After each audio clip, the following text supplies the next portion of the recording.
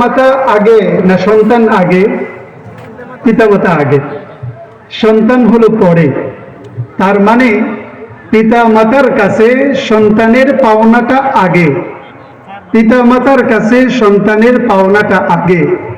পিতা মাতা যদি তার সন্তানের পাওনাগুলি যথাযথভাবে দিয়ে দেয়, এবার সেই সন্তান যখন আস্তে আস্তে বড় হবে, সেও তার পিতা মাতার পাওনাগুলি যথাযথভাবে দিয়ে দিবে। তাহলে নিয়ম অনুযায়ী সন্তানের কি পাওনা আছে, এটাই আলোচনা হওয়া দরকার।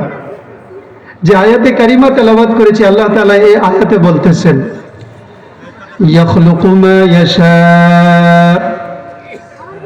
ইয়াহাবু লিমান ইয়াশাউ ইনাতাও ওয়া ইয়াহাবু লিমান ইয়াশাউ যুকুর।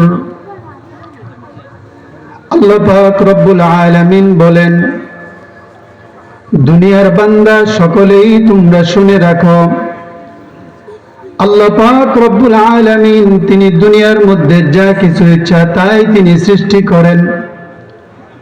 রব্বুল আলামিন যদি কোনো কিছু সৃষ্টি করতে চান, সেখানে বাধা দিয়ে রাখার মতো পৃথিবীর কোনো মানুষ নাই। ঠিক কিনা বলেন না? ইয়াখলুকু মা ইয়াশা, আল্লাহ বলেন যে তিনি যা ইচ্ছা তাই সৃষ্টি করেন। এই ক্ষমতা পৃথিবীর কারো নাই, একমাত্র আল্লাহ।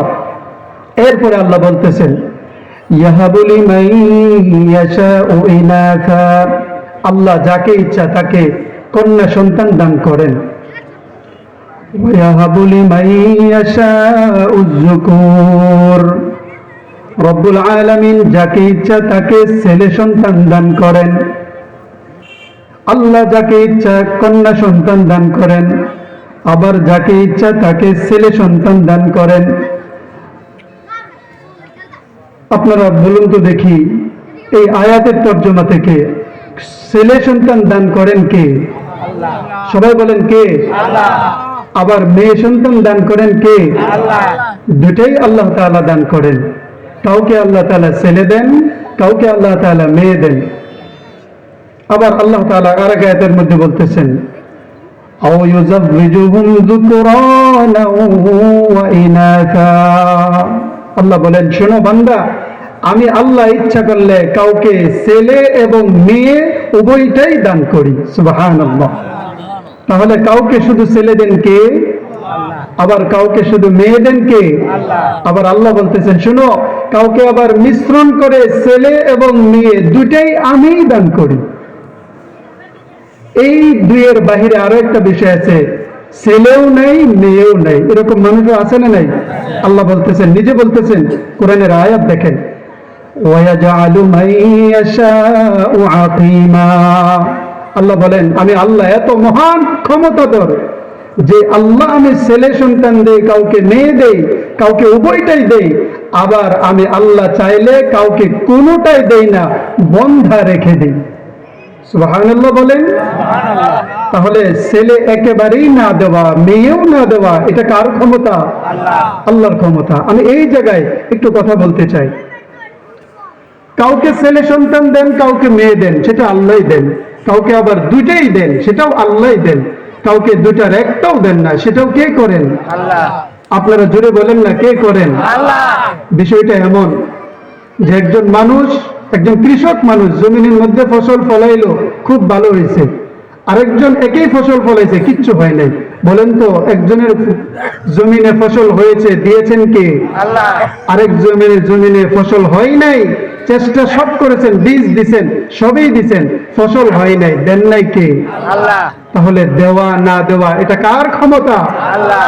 বড় আফসোসের বিষয়, আমাদের সমাজের মধ্যে কোনো মা অথবা বোনের যদি সন্তান না হয়, তাহলে সমাজের চোখে এই মা অথবা বোনটাকে অপয়া মনে করা হয়। বলেন কি মনে করা হয়? অপয়া, কুলক্ষী। বলে এর ভিতরে কল্যাণ বলতে কিছুই নাই। বড় আফসোসের বিষয় হলো, এই মা অথবা বোনটা তার শাশুড়ির দ্বারা নির্যাতিত হয়। কেন? কারণ তোমার সন্তান হয় না কেন? এই জন্য শাশুড়ি তাকে নির্যাতন করে, শাশুড়ি তাকে গালমন্দ করে, শাশুড়ি তাকে কটু কথা বলে, ভাবি কটু কথা বলে, পাড়া প্রতিবেশী কটু কথা বলে, সবাই কেমন যেন এই মেয়েটাকে অপছন্দ করে। বলেন এটা কি আমাদের সমাজের বাস্তব চিত্র না অবাস্তব কথা? আপনারা বলুন তো দেখি, এই মায়ের গর্ভ থেকে যে সন্তান হচ্ছে না, এটা তার ব্যক্তিগত কোনো দোষ না, আল্লাহ তাকে দেন নাই। সবাই বলেন, বুঝে বলেন, কে দেন নাই? আল্লাহ। কাজেই আল্লাহ যখন দেন নাই, তখন এই মা অথবা বোনকে যেই শাশুড়ি, যেই ভাবি, যেই পাড়া প্রতিবেশী সন্তান না হওয়ার কারণে কটু কথা বলে, সন্তান না হওয়ার কারণে নানান ধরনের গালমন্দ করে, হুজুর আছেন, সে যেন ওই ভাবি, ওই শাশুড়ি, সে আল্লাহর বিধানের উপর আঙ্গুল তুলতেছে। বলেন কার উপর আঙ্গুল তুলে? আল্লাহর। আসলে তো তার ক্ষমতা নাই, এটা তো আল্লাহর দান, এটা আল্লাহর ক্ষমতা। আরে ভাই, আল্লাহ তাকে দিচ্ছেন না, আপনি তাকে গালি দিচ্ছেন, মানে কেমন যেন আল্লাহকেই গালি দিচ্ছেন। বলেন ঠিক কিনা?